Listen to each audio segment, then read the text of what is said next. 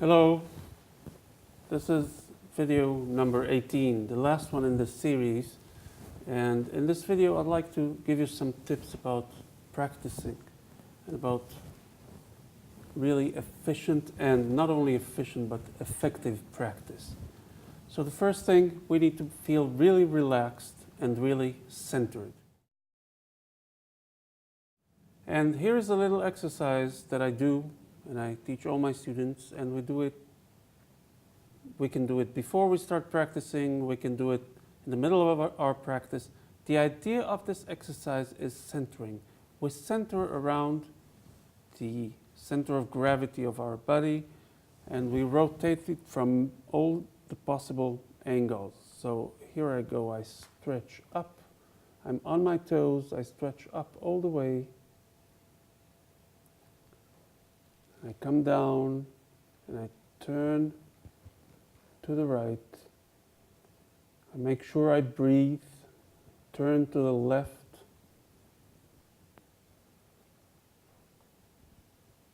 Center. I bend right. Center, bend to the left. Center, then I slowly bend forward, no effort at all. Everything is easy. I'm sitting down with my heels on the floor. Don't forget to breathe, and I move forward, and I sit on my toes. And here the cycle starts again. We go back up, and we're not going to do it the whole thing all the time, but I think 2 or 3 times of doing this cycle would be just perfect, and you will feel centered and ready to go into your practice.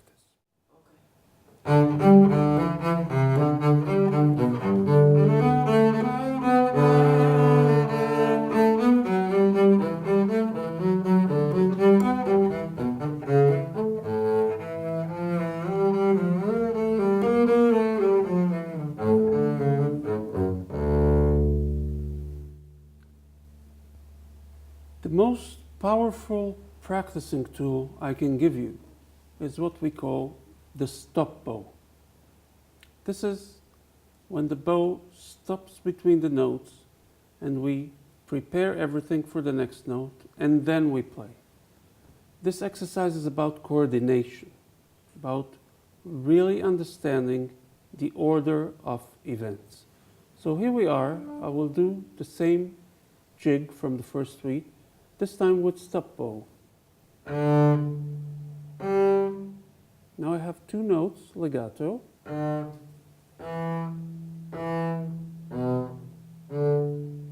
Once more.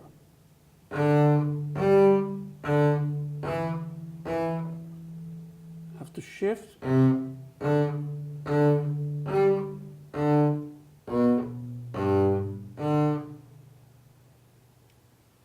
What am I thinking about when I'm doing this stop bow? Stop bow actually means stop, think, play. It reminds you that every note in the right hand stops where the next note starts.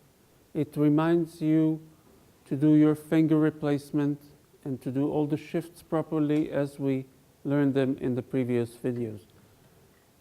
This exercise will always take you to the next level. Even if you're playing a piece perfectly, this exercise will just make a difference for you. Finger replacement.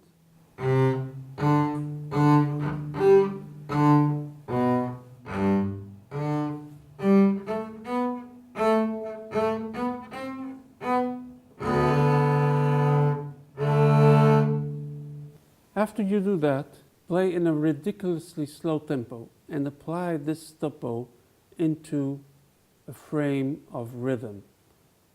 Bring it back into a rhythmic framework.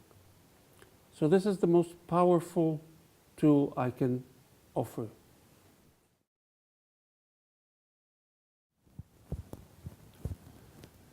You know, I love juggling, and there's a lot we can learn from juggling. For example, we can learn that bowls fall, and this is a fact of life. Just like notes are sometimes wrong, sometimes out of tune, sometimes we miss them, sometimes they don't sound good. That's okay. That's okay. That's part of the game. If one cannot accept the fact that bowls fall, one cannot do juggling. This is a fact of life, nothing to do about it. But there's another thing we can learn from juggling. Whenever I start telling people about juggling, the main thing about juggling is that the right action will give the right result. So when we start learning juggling, we never talk about catching the ball. Actually, we'll let the ball drop on purpose, and we concentrate on throwing the ball correctly. This is what we concentrate on. So if we learn to concentrate on the right action, and we do all the exercises, and we use the stop bow exercise for that, then I assure you, you're going to have a wonderful result. Because just like juggling, playing the bass is either easy or impossible.